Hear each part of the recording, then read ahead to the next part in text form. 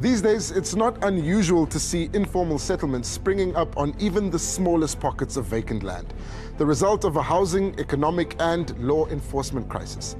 But you would think that the spaces set aside for burying our dead would be respected. Sadly, that's not the case. In the Eastern Cape's Buffalo City Municipality, public cemeteries have fallen into such a state of disrepair and neglect, they've become targets for land invasion. We were alarmed by reports that graveyards had become informal settlements. But nothing could have prepared us for what we encountered when we visited Buffalo City for ourselves.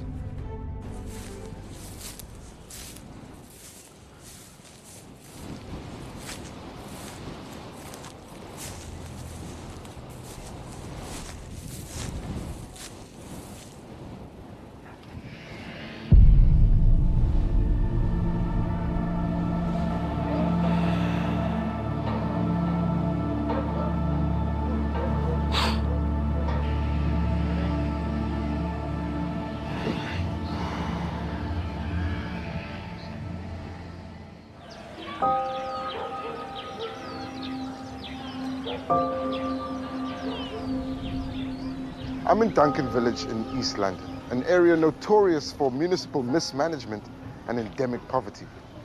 And we're here to follow up on reports about a tussle for land between the living and the dead. We've come here because we had to see it for ourselves.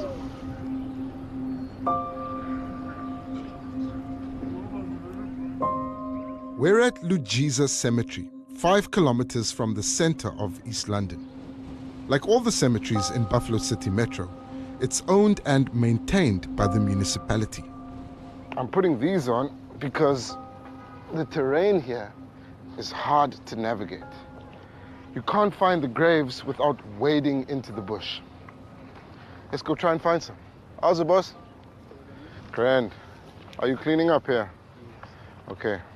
The maintenance is a welcome sight. Our team was here last month and the situation was very different. It was impossible to navigate. A total lack of security and only partial fencing have allowed a casual approach to the memories of the dead. Can you believe this is a gravesite? No, man.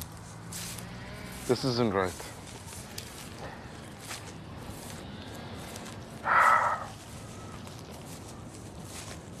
Whew. How are families supposed to get here if it's that hard for me?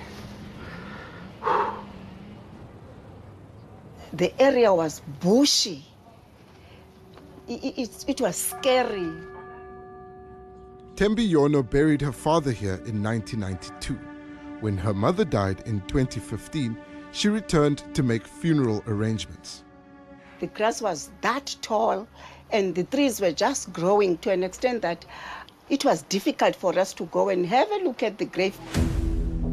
In the last decade, Buffalo City has allocated more than 50 million rand to maintaining its 33 cemeteries and 1 crematorium.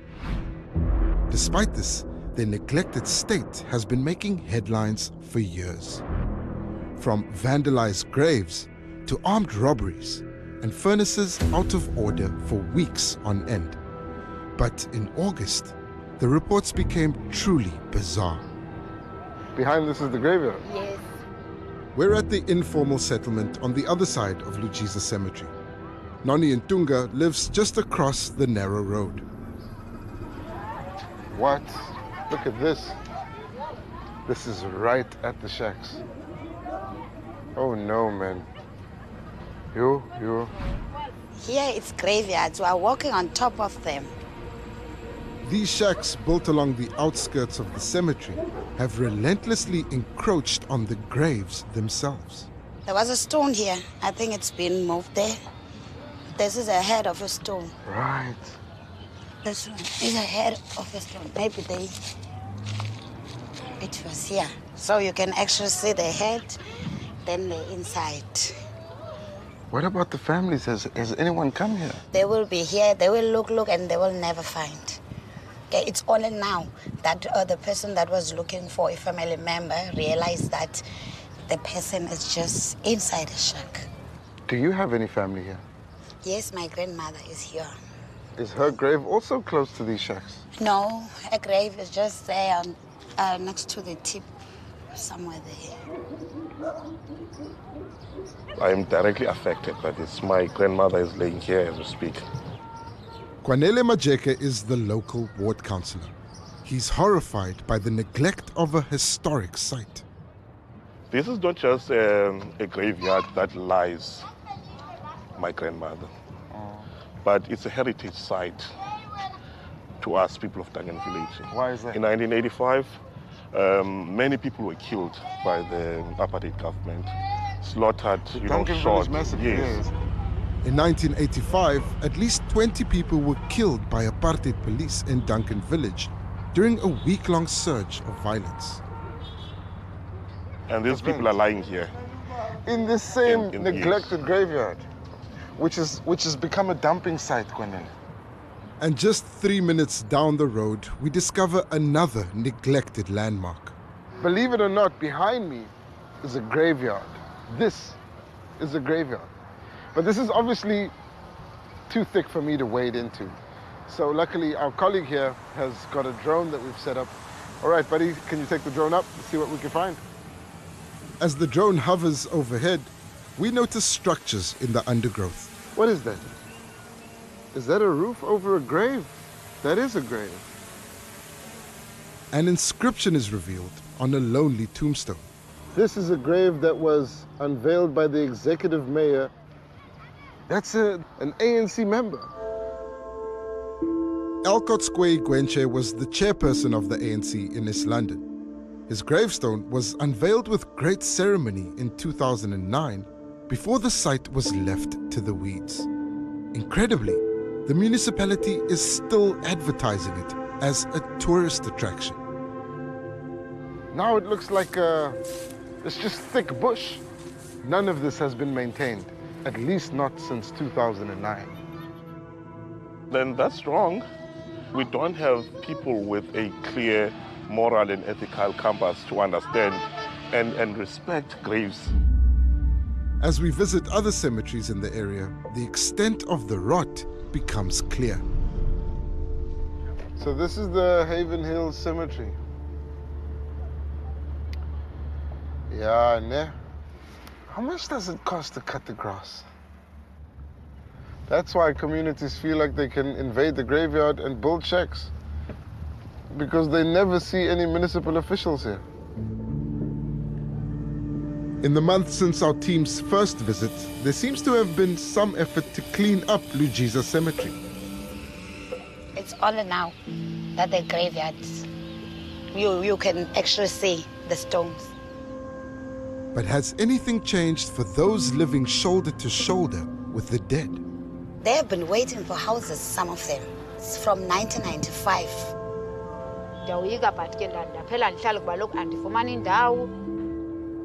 With tensions burning over the issue, this resident has chosen to hide her identity. Sometimes even turning at and sound but in tunnels and lie. Ndiyaphupha sometimes kakuhle, sometimes ndiphuphe ngathi ndikwi-funeral yabo aliphuphe ngathi kwi-funeral ndicinga noba sometimes le nto ndilapha kwi-graveyard. But these residents have been sharing their dreams with the dead for decades. Alternative homes simply aren't available. After the municipality repeatedly declines our request for an interview with Mayor Princess Faku, we decide to go in search of her. You're hard to pin down for an interview. We're hoping to speak to you about the cemeteries. She's going to council now. Can we have a conversation after council? Okay, thanks. I appreciate that, man. Do you know that people are building shacks on top of graves? Yes, it came to my attention last week that there are people who are living in shacks closer to the cemetery. How do you expect them to react when they've been living there since 2002? Remember, I've been an executive mayor only for more than a year, but we must also learn as residents there are places that we must not build in, like cemeteries. How much did you allocate in the last financial year to the upkeep of cemeteries? I would not have the direct figures of that because I don't want to 𝗀𝗵𝗶𝗃 in terms of numbers. It's not that complicated, Mayor. In the annual report, every year you're able to specify exactly how much you allocated. Where is that money going? Because we're not seeing it in the cemeteries. I will give you an example where we have spent monies in cemeteries. I will tell you, construction of the club view. In King Williamstown? Yes. Fencing an internal road. That is, I don't know what you spent there, but I have to tell you, Mayor, having just been there, it's in a terrible condition. I'm not sure which one are you referring to? Where you spent the money. Where we spend the money. You see the rubbish in the cemeteries. You see the state of them. What I know of the Heaven Hills one, the grass and the infrastructure that is in a bad state, I've never seen rubbish in a cemetery. You've never seen rubbish in a cemetery? No. It's hard to imagine leaving your loved one in a place like this. But the only real alternative is cremation. We have one crematorium. The one where the burners weren't working and people were bringing the bodies and having to take them back week after week. Recently. You see other things you are telling me now which I would not be aware. And as far as I know, that the crematorium that we have, which is in Cambridge, was just renovated now in August. So this is the Cambridge Cemetery.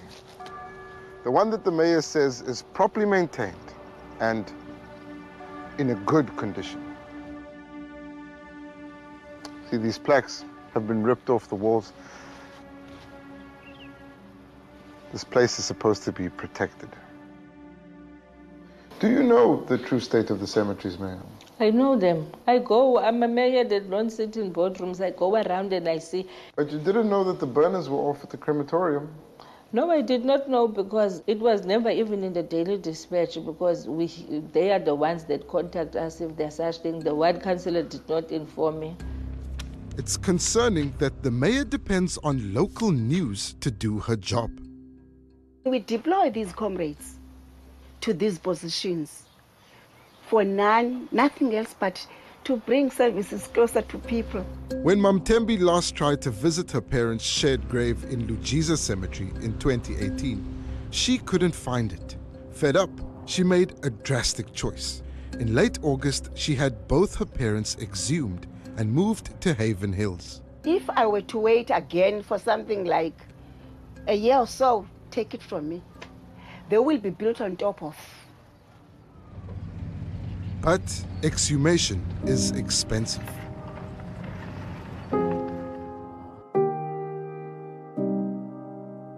𝗀𝗶𝗃𝗃 estimates she spent at least 26,000 rand. Do you know that people have been exhuming bodies out of the graveyard because the people are building shacks on top of the graves? No, I'm not aware of that. I'm hearing it for the first time. In Buffalo City, accountability stops with you. Yeah, no, true. It's true what you are saying to say that the buck ends with me. I apologize to those families because the minute that people were starting to build on top of the cemeteries, the city was supposed to not have allowed it. She's the first citizen of this bigger town of ours. Why couldn't she know? Why is she not aware? What does that say on its own? Are you going to exhume the body of your grandmother to go bury it somewhere else? No. If I take it, I'll take it where?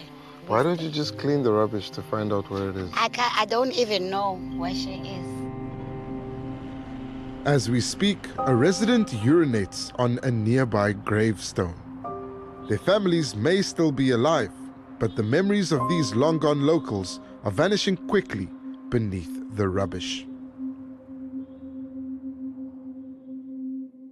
Thanks for watching. Why not drop us a comment below? We love reading your opinions. Remember, you can now access Carte Blanche stories anytime, anywhere, even offline.